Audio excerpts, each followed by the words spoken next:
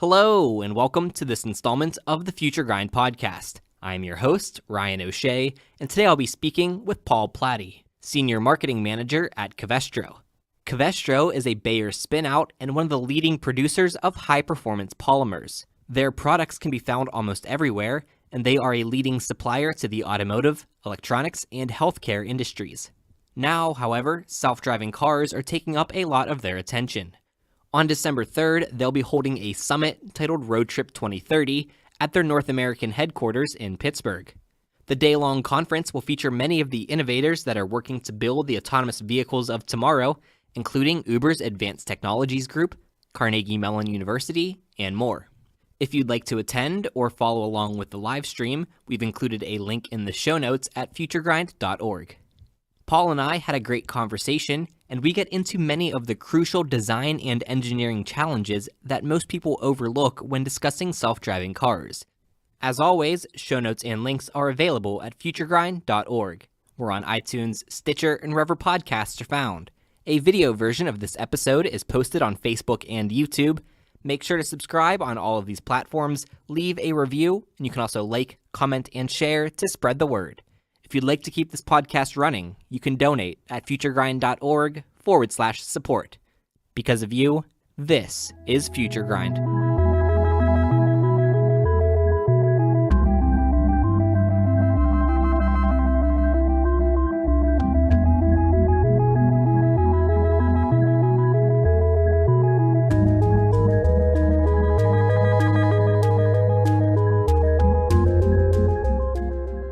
All right, and now we are here with Paul.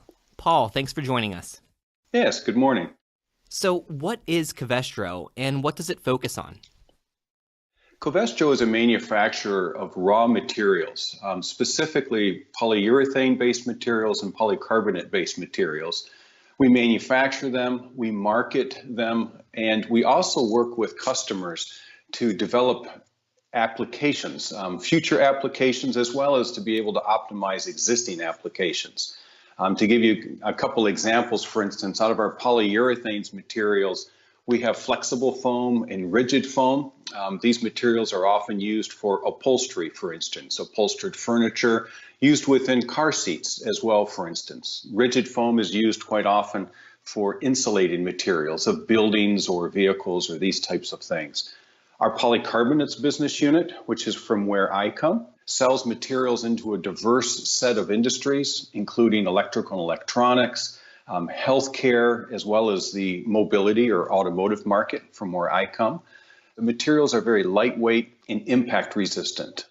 Our third primary business unit is what we call coatings, adhesives, and specialties.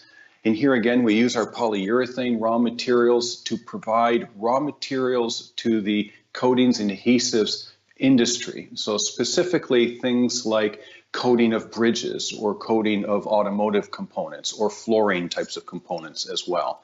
And Covestro is a global company. We operate throughout the world. And for us here in Pittsburgh, it represents our North American headquarters. So what is your background, and how did you get involved with Covestro and with these industries?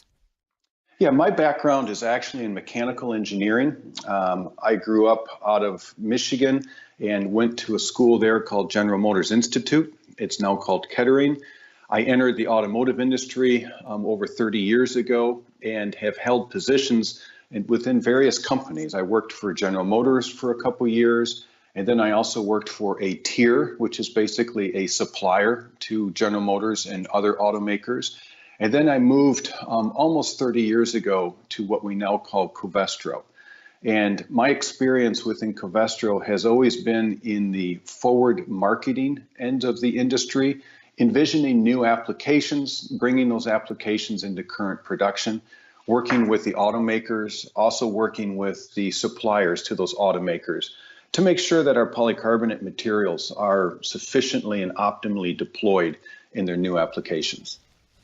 And you have an exciting event coming up soon. Covestro's RoadTrip 2030 Mobility Summit will be held in Pittsburgh on December 3rd. And this event will bring together experts from various fields who are all working to build the autonomous vehicles of tomorrow. You'll have representatives from Uber's Advanced Technologies Group, Carnegie Mellon University, Bridgestone, and more. And this sounds like a great event, but why is it happening? Why is Covestro, a materials company, so focused on autonomous vehicles? Well, autonomous vehicles are really anticipated to change the way the driving experience occurs. And what we have found is that everyone is collaborating and investigating in this particular area. And it's really the convergence of autonomous vehicles together with electric and electrification of the vehicles, together with connectivity and even new ownership models, if you will, as well. And what we have found is the automakers and the suppliers to the automakers, as well as design institutes and other engineering concerns, are all gathering in different ways to be able to develop new applications and explore this new space. Covestro, being a raw materials manufacturer, is also very interested because these new forms of transportation, the new experiences that the transportation will create, is going to cause the need for performance differences, both of a mechanical and a thermal, as well as different aesthetic types of needs. So Covestro really grows its business by envisioning and working through new applications with our customers and working with the OEMs as well as with the different suppliers to those OEMs, the original equipment manufacturers. And what we have found is an opportunity here with RoadTrip 2030 to really be at the forefront of that type of a collaboration and trying to pull together different engineering communities, design communities, research communities of the OEMs together with suppliers, and to basically have a forum, a summit, a dialogue, if you will, about those different trends. And in doing so, inspire some collaboration in ways that we might not have been able to envision previously. And you mentioned earlier that Covestro is a global company. So why was Pittsburgh chosen as the site of RoadTrip 2030, and what makes Pittsburgh special for this? Thank you for that question. We do, in fact, operate on a global basis. We have headquarters out of Germany, as well as out of China, and then also out of North America. And our headquarters here in North America is, in fact, Pittsburgh. And what we have found is that Pittsburgh is becoming, or it may already be, a hub of sorts for development within this new mobility sector. It is arguably true that Carnegie Mellon invented or dramatically inspired autonomous vehicles with the research that they've been doing for a couple decades now. Other companies have in fact come here with Argo AI, together with Uber, and then there's a lot of other support types of companies that have come here as well. And what we've found is with Covestro being headquartered here for North America in Pittsburgh, we find ourselves right in the backyard, if you will, of this particular development. And Pittsburgh just seems to be a very good proximity for where a lot of this new thought leadership is coming from. And we're part of that. And at this mobility summit on December 3rd, you'll be rolling out a new virtual reality experience to kind of give viewers an immersive experience into what the automobile of the future could look like. Can you talk a bit about that and how that came about? Yes, this is actually a pretty exciting development that we've had. If I step back to our position within the value chain, as I'd mentioned, we supply raw materials, really forms of solids and liquids, if you will. These raw materials are then formed into different form factors or different shapes, the different components. Those components are then put together and assembled into different, what the industry would call different systems. It could be an instrument panel system. It could be a seat system. It could be a mirror housing. It could be a suspension system. These different systems then naturally are combined to make up the full vehicle. And what our research has found is these trends of autonomy and ride sharing and connectivity and electrification are going to lead to different use experiences of the vehicles. And they're also going to lead to different types of ownership. And this is something that we've been researching for a couple years now. One of the ways that we've tried to communicate our research is by coalescing these different trends and these different ideas that we have found into different interior concepts. And we've worked with one of the major design schools in our country, the College for Creative Studies. We've done a series of design projects with them to help envision and get out of, I would say, out of the box, so to speak, in terms of how these trends may coalesce themselves. And through that research that we've done, we've coalesced these different designs and some of the inspirations that we've gotten from the College for Creative Studies into a series of 6 different interior designs. 2 of those designs we actually have then moved forward to be a virtual reality type of an experience. And it's really a manner for us to be able to tell the stories and to be able to better communicate how these different features and the different interior experiences that we anticipate, how will those in fact play out? How will those become actual components? And how will you, Covestro, help the industry to make these things happen in the future? So this virtual reality is really a matter of us being able to communicate the thoughts and the ideas that we've come up with through the research, not only with the College for Creative Studies, but many of the discussions we've had with automakers and the suppliers, and also a lot of internal pursuits and research as well. Well, I look forward to checking that out on December 3rd. And you mentioned some of the different challenges that are upcoming here with the use cases of automobiles changing and the ownership models of automobiles changing.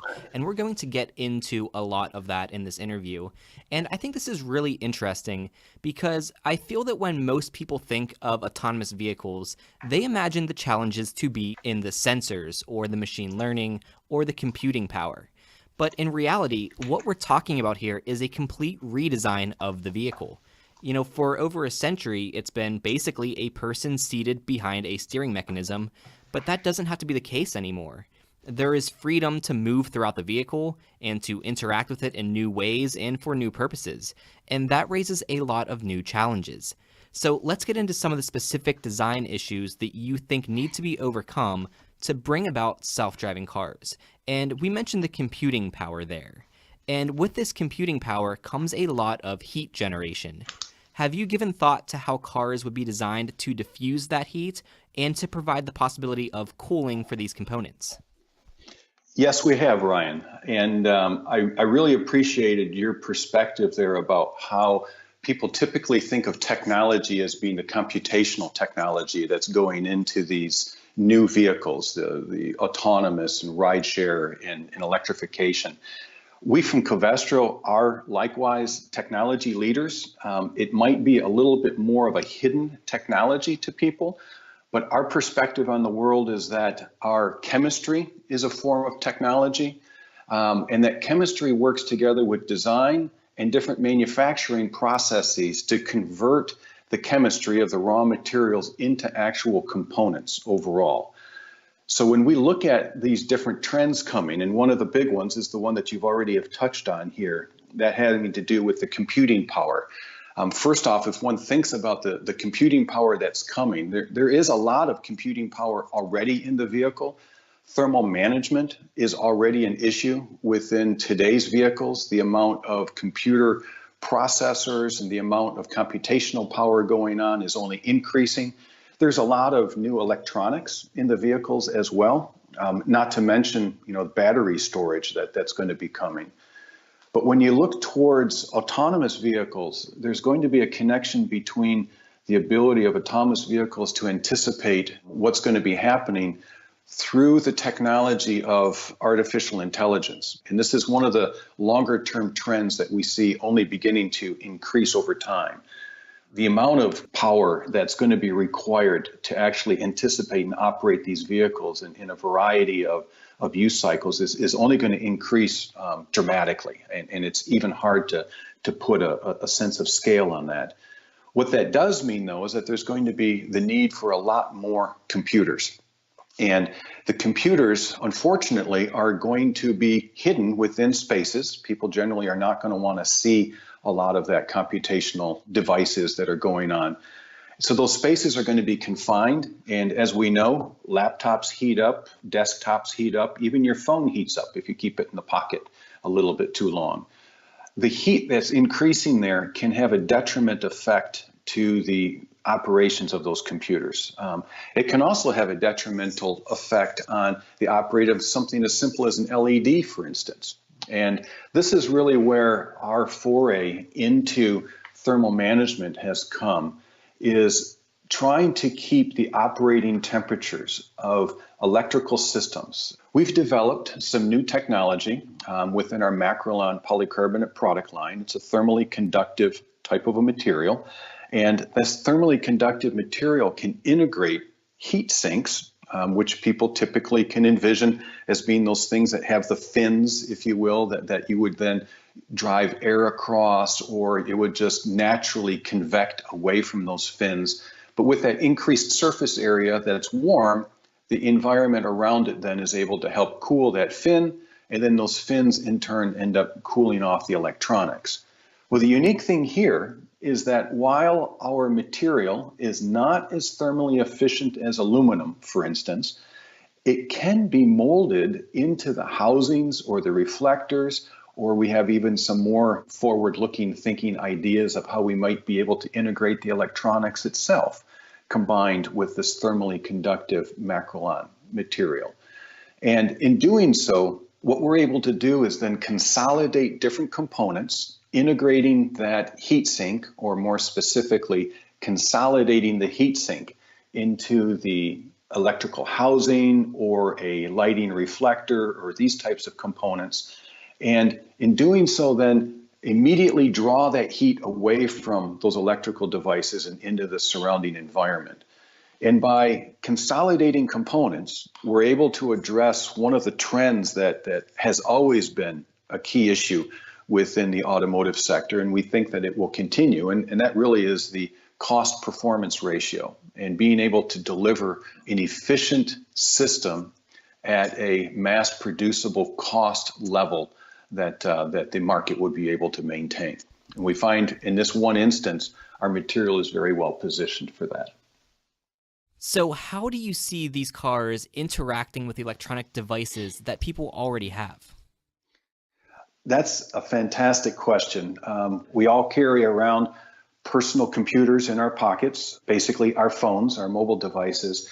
And what we're seeing is that the vehicles of the future are really going to become an extension of that type of technology, of connectivity.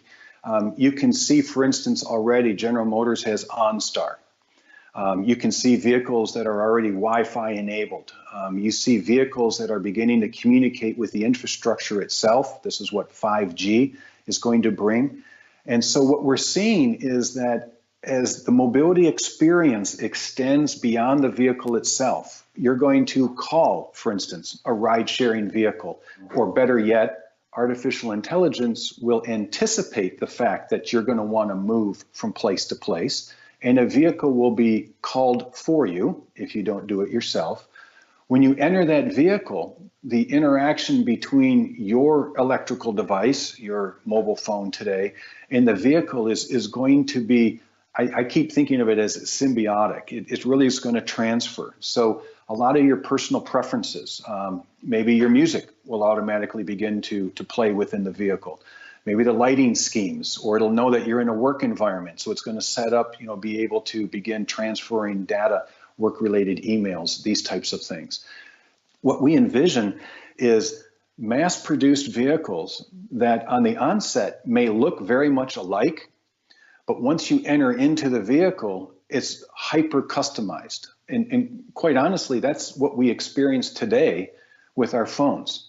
If you take phones from a dozen people and you lay them out on a table and you step back about 10 feet, they all have roughly the same size. They all have roughly the same form factor. They even start to look alike. Yes, the trained eye can see slightly differences, but when you first get them, straight, brand new, they all function very similarly.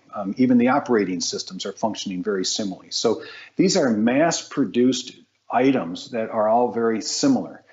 But once you start to use it for a period of time, you begin to individualize, you begin to customize, your phone starts to learn more about you, it starts to anticipate your use cycle. And that's what we see that the vehicles are going to become in the future. I've heard it commented that in the future, the vehicle is going to become a lot like your phone. You're just going to be transported from inside your phone is kind of the natural extension of that, where when you first get into the vehicle, it's going to look very similar to any of the other vehicles, but as soon as you enter it, it begins to reconfigure itself into something that's hyper customized to your user preferences, much as your phone is today. And that creates a lot of materials opportunities. There's a lot of technology there of integrating the electronics, not only like with the displays that we talked about and being able to keep them hidden until visible or accessible or these types of things, with touch screens, that type of a thing, but also with wireless charging. And another thing that we hadn't talked too much about is the interference. There's going to be a lot of electrical fields going on, basically antennas going back and forth, and they cannot obstruct or interfere with one another. And those all create opportunities for technology and materials technology development. And that's also one of the key areas that we're focused on. So there are certainly more and more electronic components making their way into vehicles, and they're not only inside the vehicle. Living in Pittsburgh, I see autonomous vehicles being tested out on the streets quite often. And you always know these cars when you see them because they have large spinning LiDAR sensors mounted on top of the vehicle, and they have camera arrays on the top and sides, radar coverage, and more. So these vehicles are not inconspicuous at this point, but I imagine that consumers will want them to be. And that will require hiding these sensors. How can materials help in this regard when we're talking about electronics on the outside of the vehicle? Yes. In fact, just tying a couple of things from what we've talked about already, the fact that you're able to see those vehicles driving around is an instance of how Pittsburgh is actually one of the hubs of these new areas. There is only a couple cities within the United States that you would be able to witness those types of things. So coming back to what we spoke about earlier, this is one of the proof points that Pittsburgh is actually one of the hubs for these. But to the point that you're mentioning here, there are really two different schemes, if you will, that we're seeing deploying out relative to autonomous vehicles. And you correctly say that the sensors are not only the LiDAR, which is basically using lasers to detect distance, but also using cameras and also using sonar and also using infrared types of sensors. And today we have a lot of vehicles driving around. As you say, there's these rotating, I'll call them mechanically driven types of sensors. There are dramatic advantages to those types of sensors in terms of being able to limit the number of those sensors per vehicle. But then there's also some drawbacks, and aesthetics is often cited as one of them. It's a big cyclops, if you will, on the top of the vehicle. People are trying to integrate those types of systems into vehicles and to create more aesthetically pleasing design concepts. But there's also other types of LiDAR and sensors that are in development, and those are really solid state. And in this cases, they also have pros and they have cons. One of the advantages is that they can be more readily hidden within different compartments of the vehicle.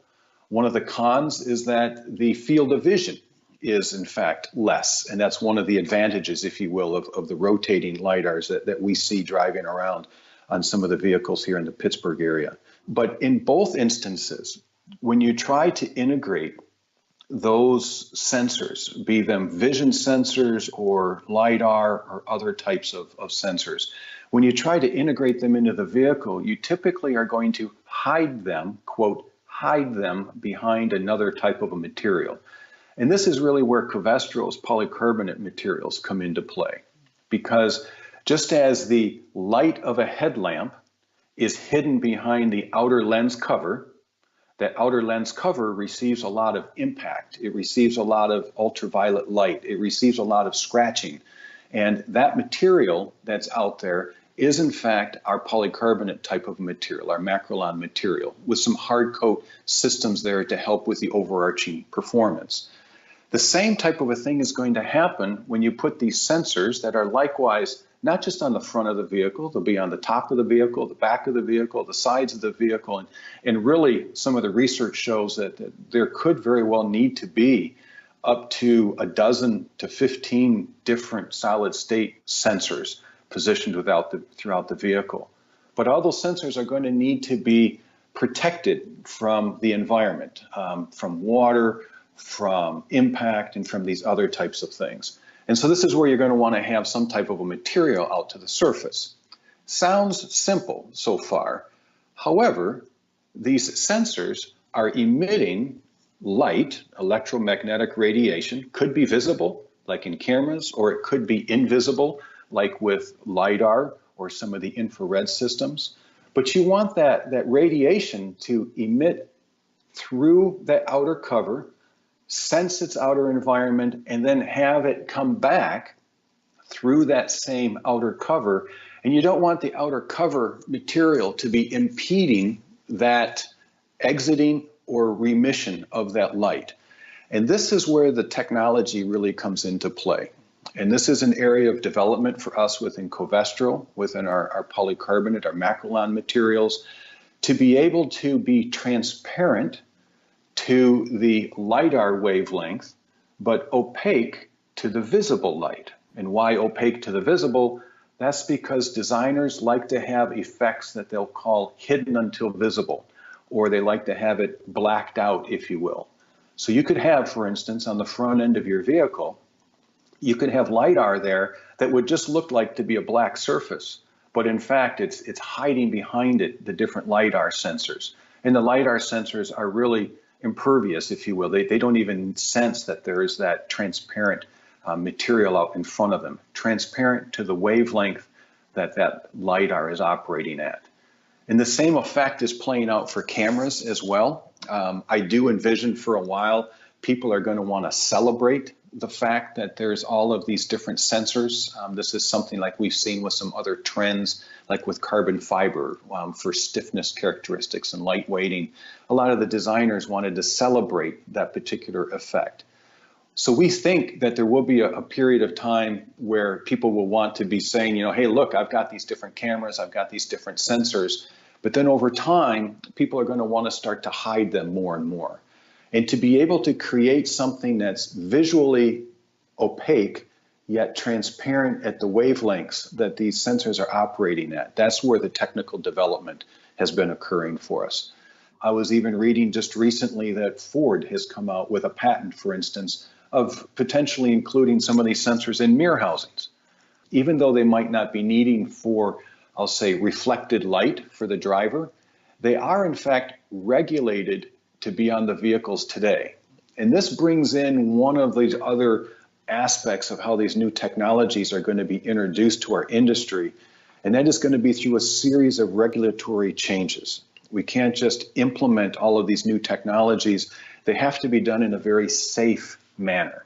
And one of the longest term trends within the automotive and now mobility market is really about safety.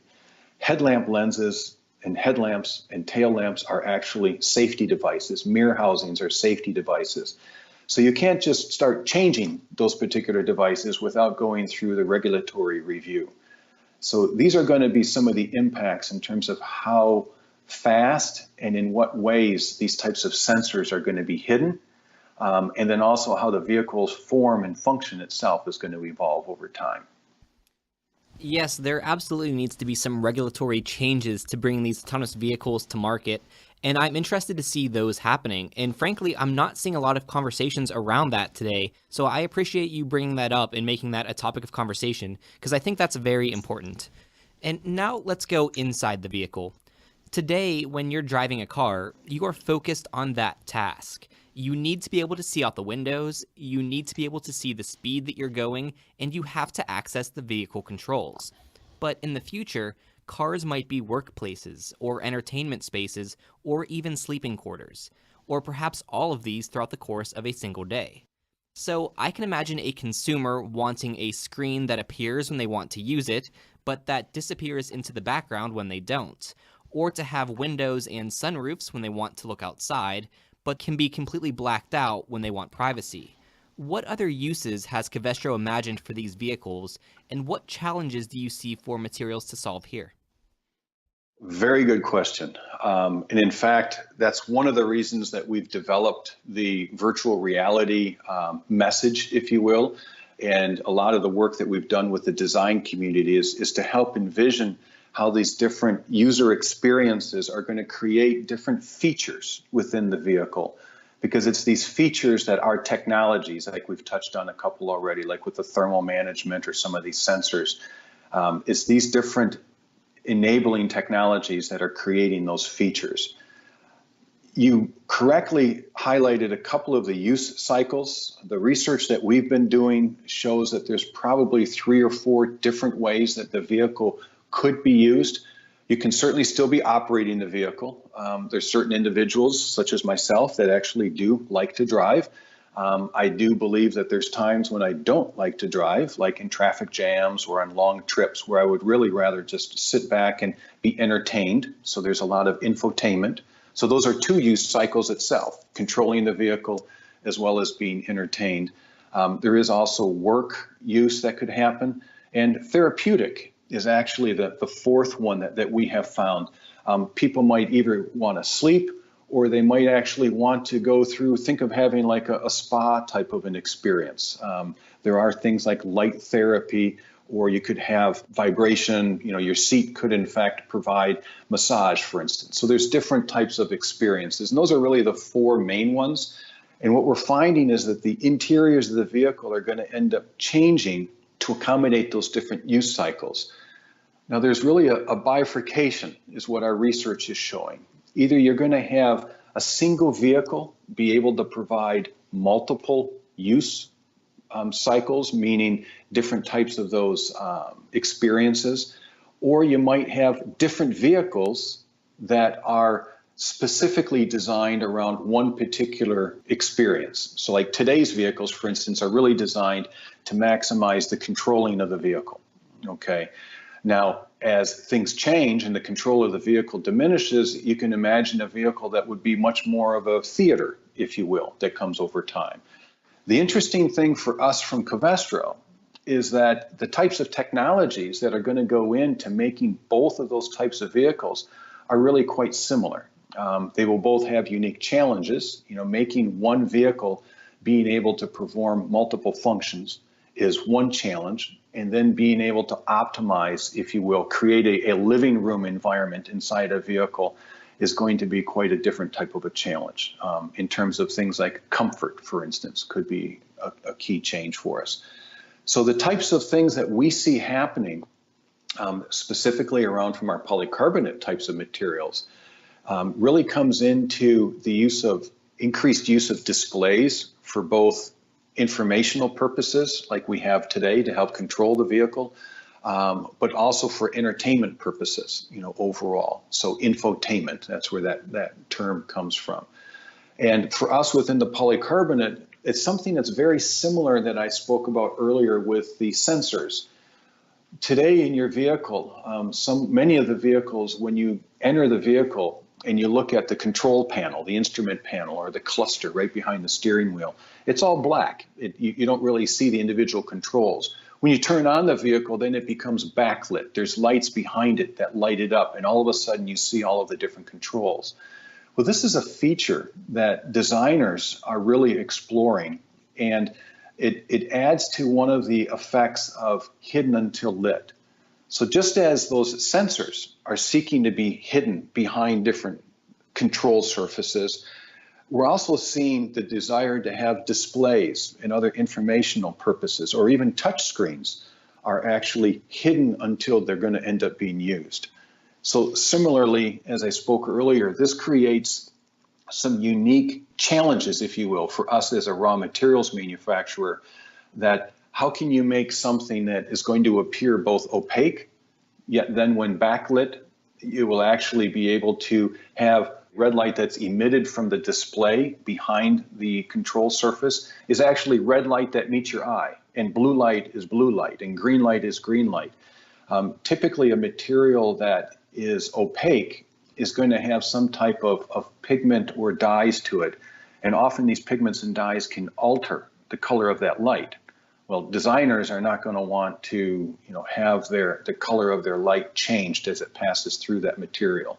So this becomes one of the key technical areas, and we do have already on the market products that our Macrolon polycarbonate material is able to meet those challenges.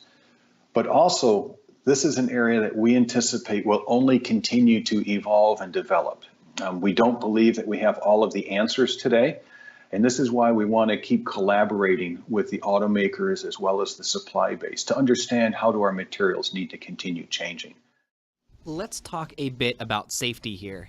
Self-driving cars have the potential to eliminate the vast majority of automobile accidents, especially if human drivers are completely removed from the road, but we'll still want to design these vehicles for safety.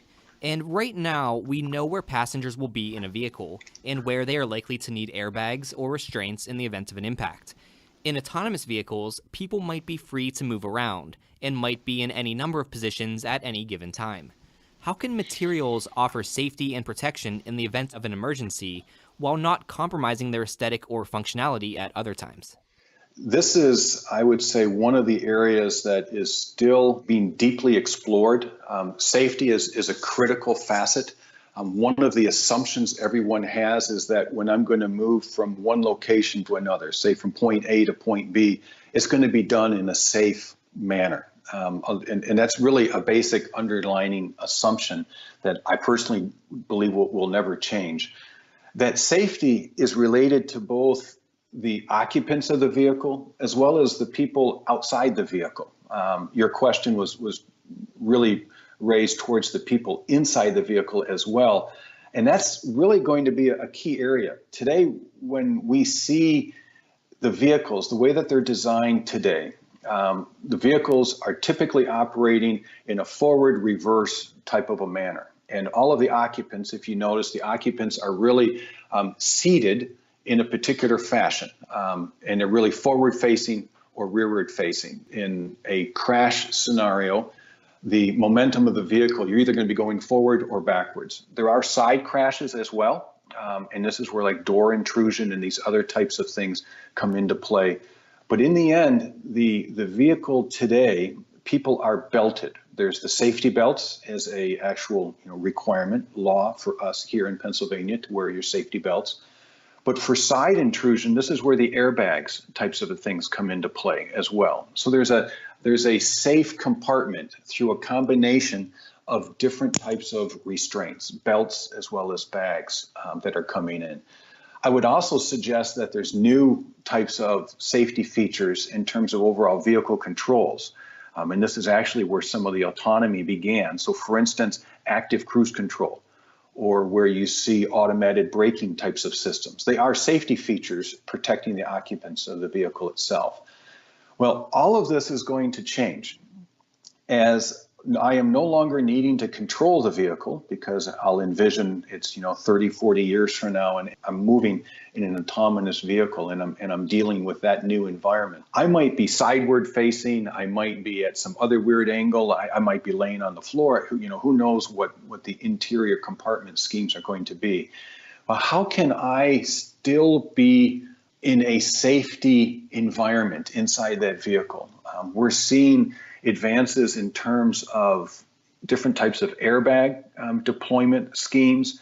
We've been asked questions on whether or not the seating surface itself could be restrictive in one direction, but allow mobility and freedom in another direction. Think of it as some of these loop and hook types of designs. Velcro is a common name for that type of technology. But imagine that type of a technology restraining you in the direction of traffic, but maybe not restraining you in a different direction. And maybe that's speed sensitive. So this is really, I think, one of the forefronts. This is an area that is not completely defined yet in terms of how that will happen. Regulations are obviously going to be a key issue for us as that plays out as well. This is an area where a lot of our materials out of our coatings and adhesives business unit, as well as our polyurethanes business unit, who have a lot to do with those surface textures and those surface finishes And then in the polyurethanes has to do with a lot with the comfort of the seat. Polyurethane foam, for instance, is a common material used for seating types of arrangements. So this is really still one of the leading edge kinds of areas that we do continue our own research in. It's not really clear yet how the passengers in the vehicle are going to be held in safe positions in case of a crash. I did mention, and I'll just touch real briefly, that outside the vehicle, there is also the issue that currently there's somebody controlling the vehicle, and then there's a pedestrian, say, that's wanting to pass in front of the vehicle. And research is really showing that pedestrians prefer to have eye-to-eye contact with the driver before they step out into the crosswalk. And what happens if that driver is, in fact, not really paying attention? Okay, or in some cases, maybe there is no driver in the vehicle at all. So who does the pedestrian communicate with? And what we're seeing is research, and we're seeing trends toward the pedestrian is actually going to observe the vehicle itself, and the vehicle is going to communicate with the pedestrian. So this is what's commonly in the industry called vehicle to pedestrian communication. And the vehicle might have displays on the outside of it that could say something as simply as, it's okay to pass in front of you, or in front of me, I see you.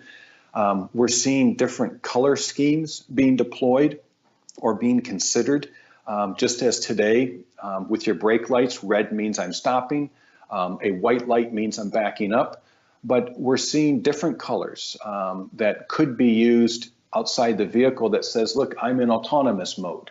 Teal is one color that we're seeing. This is not a regulation yet. This is still just something that's being explored. But how are you going to integrate that type of a new safety color, if you will, and do it in an aesthetic type of a fashion? So the safety issues are not only for the occupants, but it's also for the people in the environment around it. And again, that's one of the areas that we see a lot of opportunity to collaborate with different companies with. Another safety consideration are batteries. Electric vehicles seem to be rising alongside autonomous vehicles, and I would be surprised if we end up having consumer-owned autonomous vehicles that are gas-powered. Electric seems to be the way of the future, so we have to plan for it.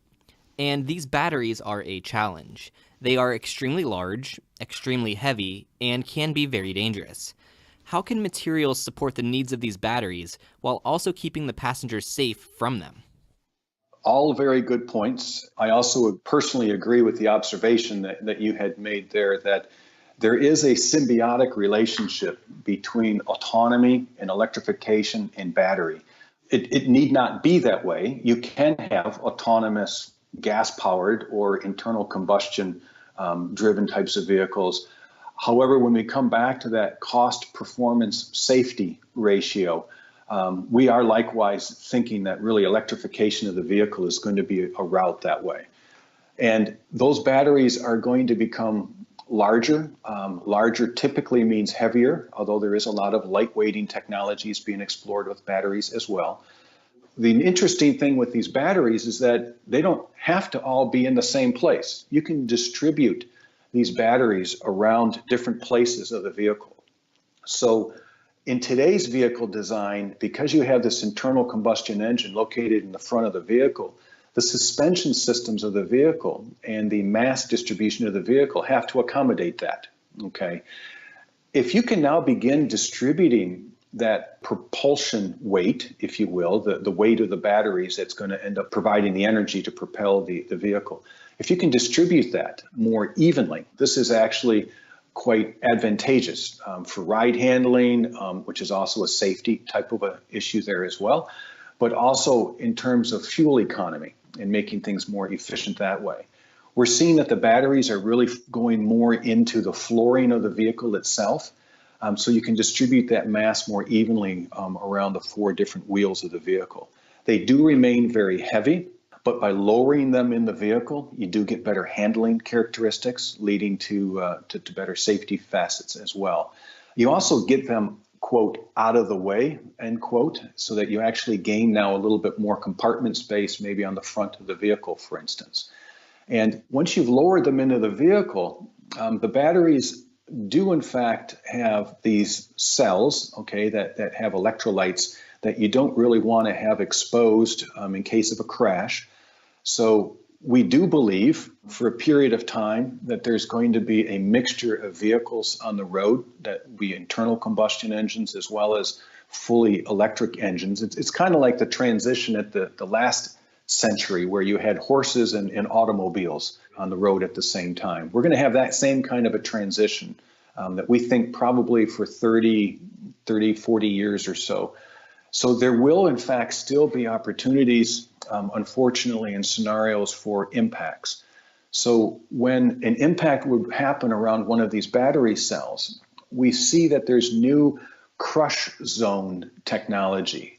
Just as the front end of the vehicle has crush zones that was actually pioneered by Mercedes decades ago, that's now adopted on an industry basis. That's where you see when the front end crashes, where the vehicle actually has an accordion kind of an appearance after an impact. That same type of a thing is what's being deployed today into some side intrusion technologies. And we see that only carrying over also for some of the battery packaging. The unique thing is that this need not be metal. You can, in fact, create crumple type of structures that could be made out of thermoplastics, such as those that we supply, and also some thermal sets, and there's also metal types of designs. But this is one of those areas of development within the industry is what's the best compromise between the economics and the performance and the safety features to try to help create a crumple zone, if you will, around those batteries. And that's just one example. There's other safety issues that are going to come up in terms of the voltage of the batteries and how are you going to be able to maintain a safe electrical environment, for instance, as well. So I've been using the word consumer to refer to the end user of these vehicles, but it's possible that they won't be personally owned.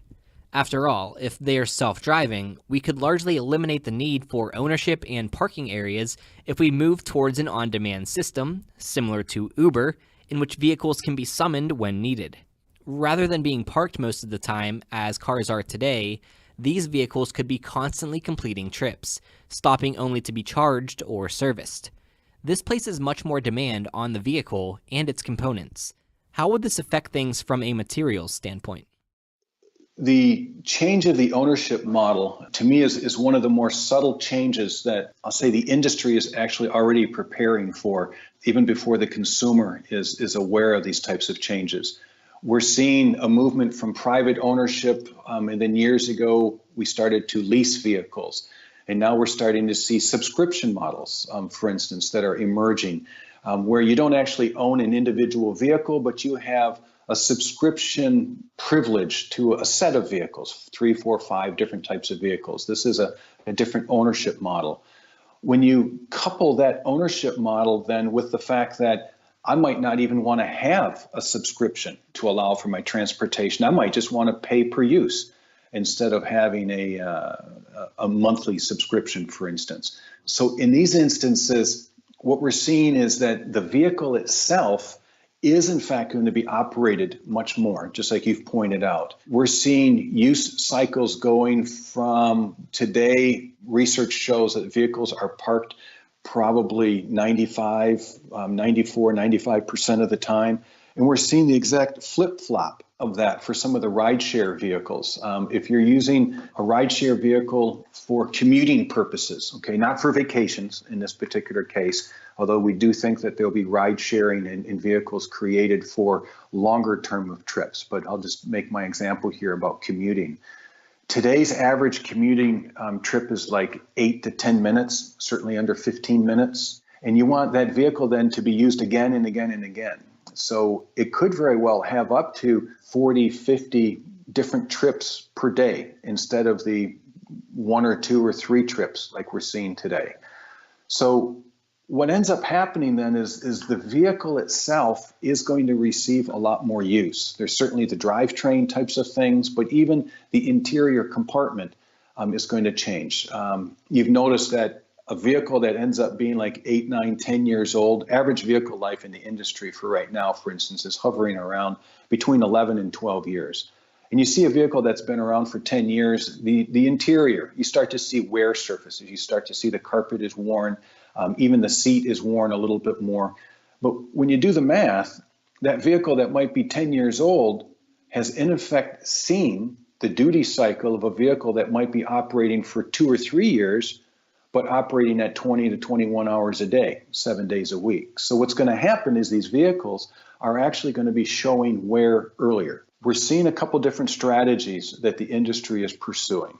One strategy is to make more durable materials. And more durable materials tend to have a higher performance, and there's a higher economics. They tend to be more difficult to manufacture, the materials themselves, and to convert those materials into components tend to be more expensive.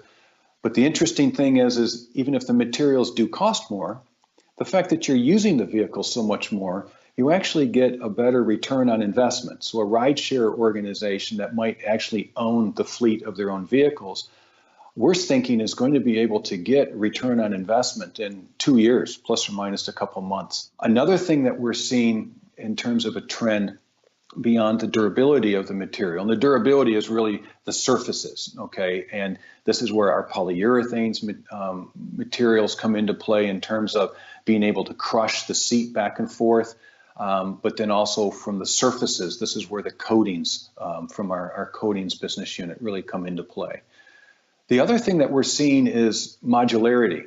So instead of cleaning the vehicle, taking it out of its working status to clean it and put it back in, maybe you pull up to a new form of a service station and you take out the seat and you put another seat in. So you modularize the different componentry within the vehicle. And now while that seat is offline, so to speak, now you can refurbish that seat or clean it and then make it ready to go back in. Think of it kind of like a pit stop, I guess, where you would be switching out the different types of components. That modularity will change the design of the components again. So things like light weighting of the components is going to need to improve. And in fact, the seats are actually one of the more heavy components within the interior of the vehicle.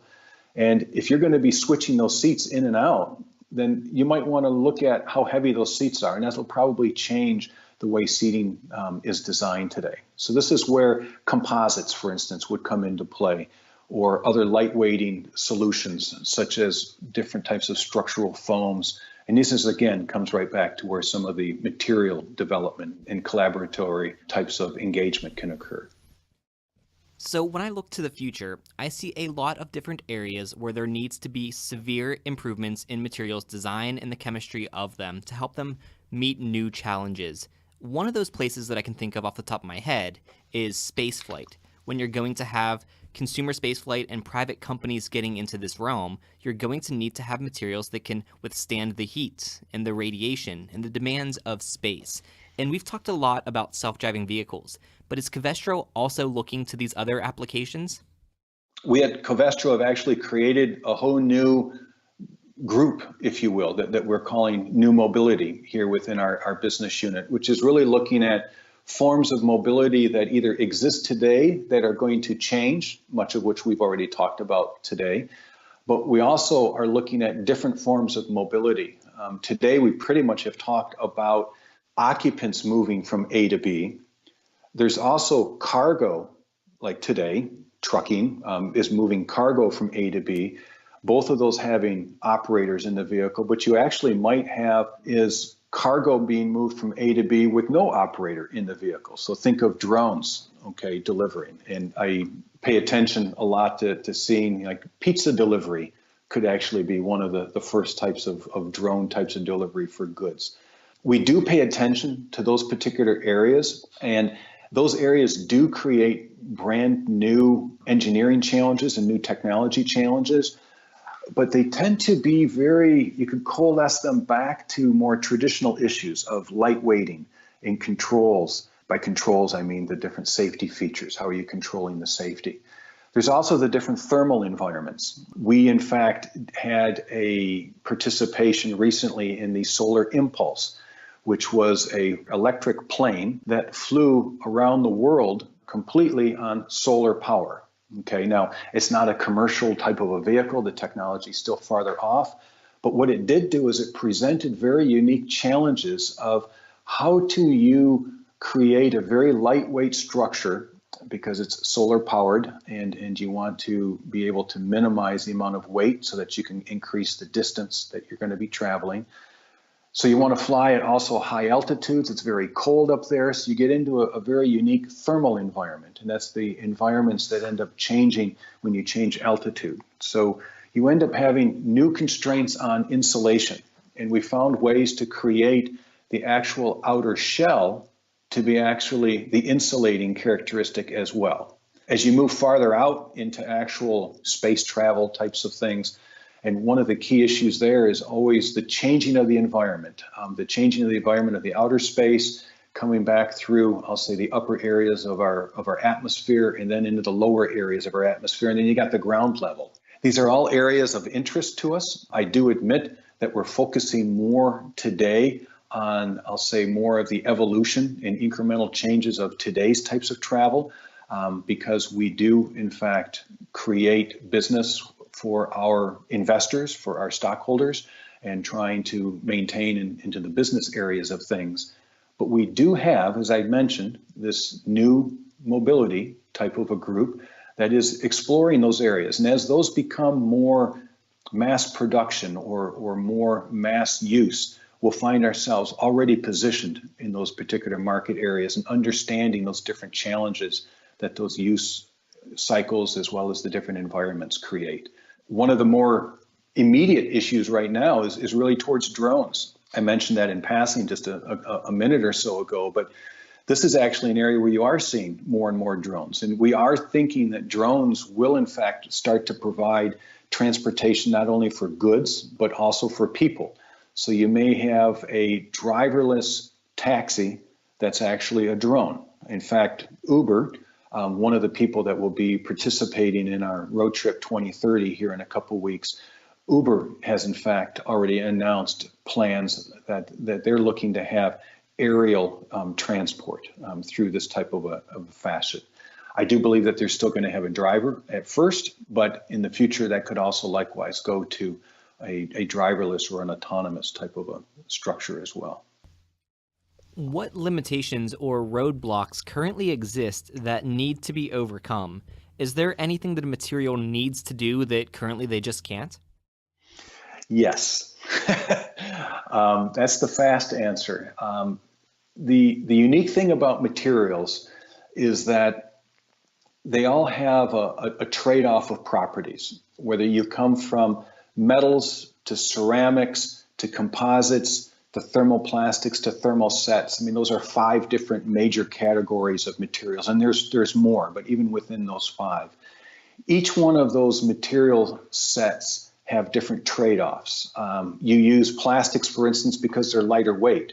You use metals because they can absorb a larger amount of energy upon impact, or they can carry heavier loads. Metals tend to be stronger than plastics. So what we're finding is that these new demands in the industry from autonomy and electrification, ride sharing, all of these things are creating new performance requirements that different materials are all trying to change to be able to meet.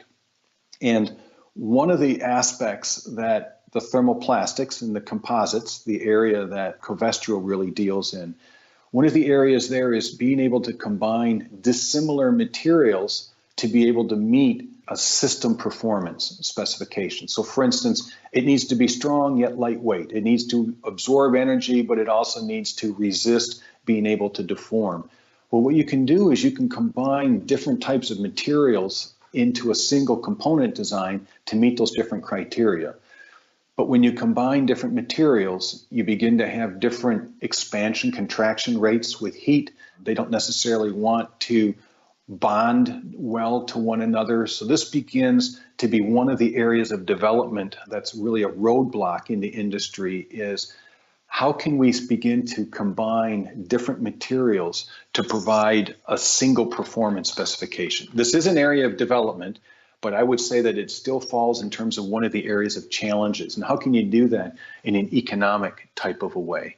Another challenge that I would say is really being able to create the designs in a way that you're minimizing the risk. I'd mentioned, for instance, in mobility or automotive, it's a safety-related industry. And there is a tremendous amount of work that's done before a vehicle hits the road to make sure that it's safe in all different use cycles in terms of impact, in terms of environmental exposure, in terms of repeated use of the vehicle, these types of things. And one of the characteristics that come into play is how can you simulate that your material is going to be safe in all of these different types of considerations. And this is where there's a tremendous amount of material characterization of our materials that allows different simulations, computer simulations, to be able to anticipate how that would happen, so that when you do build prototypes, those prototypes are actually proving what you already know, as opposed to using prototypes as was done decades ago. You would prototype a vehicle, see that it didn't perform adequately in a certain way, you'd modify the prototype, and you go through a series of prototypes. So that can be very expensive, especially with the complexity of today's vehicles. So simulation is used quite often. And being able to accurately simulate is one of the challenges to enable the design. The third thing that in my mind, and this is a little bit more higher level, is that not all advances need to be breakthrough technologies. Quite often advances are repurposes of technology that might have been explored previously, but maybe the materials weren't adequate at the time to enable that idea to happen.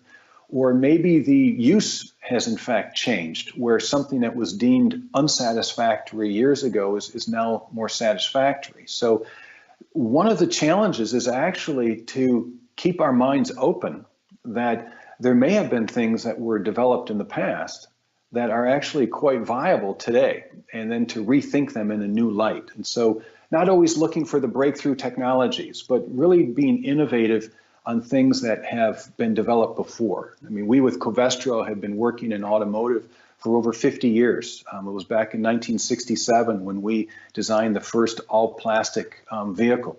That vehicle is still, in fact, operational. There's one that's roadworthy, and there's one that's in a museum in Germany. But it's a good testament to the fact that we've been working this area for over 50 years.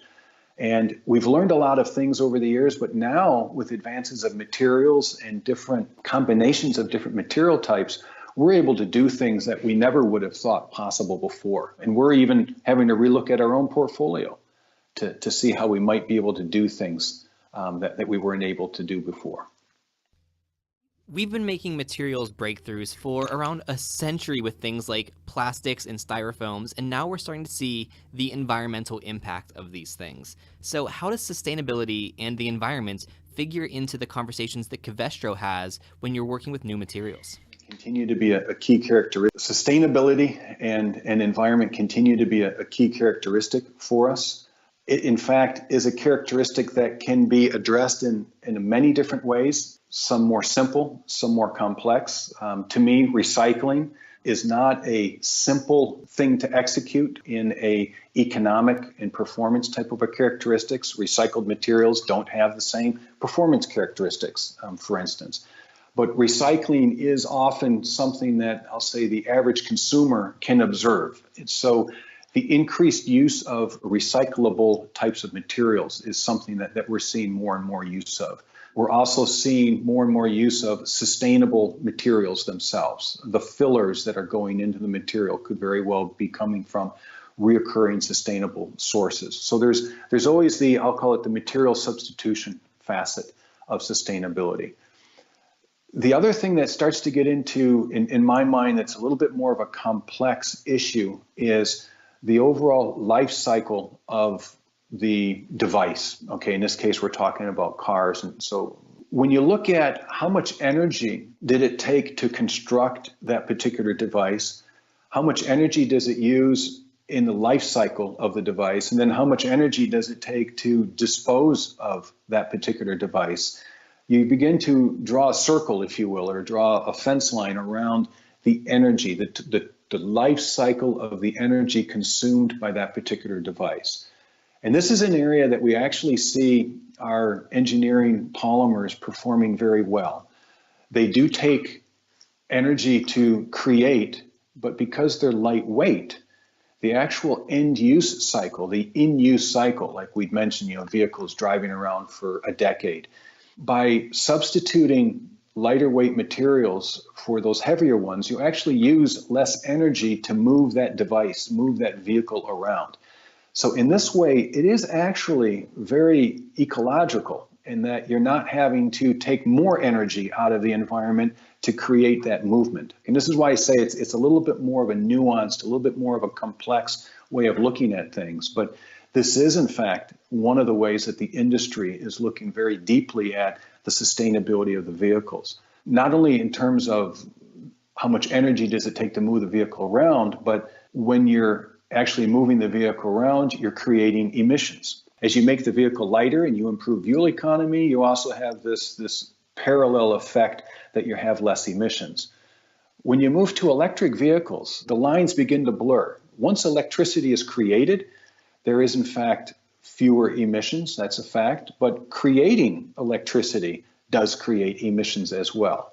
So this is where in the future we start to look at a blurring between the different ecosystems that the transportation system and the electrification or the energy systems within our natural economy, our economic economy, begin to blur together as well. And so what we're very interested is trying to look across all of those different areas for it overall. Well, I think this was a fascinating conversation, and we got into a lot of the issues that many people don't think about when they consider the future of autonomous vehicles and self-driving cars. So I appreciate you bringing that perspective, and I think Covestro is doing amazing work to have solutions to a lot of these challenges as we face them. So if anyone is listening to this and wants to find out more about Covestro or Mobility Day, where can they go to do that? Yes, so you can certainly go to covestro.com. and be able to find information there. We have been active with some media releases, so there's some high-level information there as well. Our website is a global-based website, naturally, and so you can actually see a lot of different technologies that we've been using in this area. You can also learn about what other regions of the world have been doing in a similar wise. And we do hope that our Road Trip 2030 event that's coming up on the 3rd of December, is in fact going to be going into many of the topics that we've been able to share today. And if in fact people are not able to participate in that event and they still have questions, by all means, just go into one of the question types of things within the website or give us a call, and we would very much like to be able to explore this farther, because it's really through this type of collaborative dialogue that you and I have been able to begin to share in today. This is how we're able to anticipate the needs of the future. Well said. And I will put links to those resources and anything else we mentioned in the show notes at futuregrind.org. Paul, thanks again for joining me on the podcast. I appreciate the opportunity, Ryan. Thank you. Hey everyone, Ryan O'Shea again, and thanks for listening to my interview with Paul. Remember to check out the show notes and more at futuregrind.org. Make sure to subscribe, leave a review, and you can also like, comment, and share to spread the word. We also need your help to keep this podcast running. Be a part of the team by going to futuregrind.org/support. Till next time, this is Future Grind.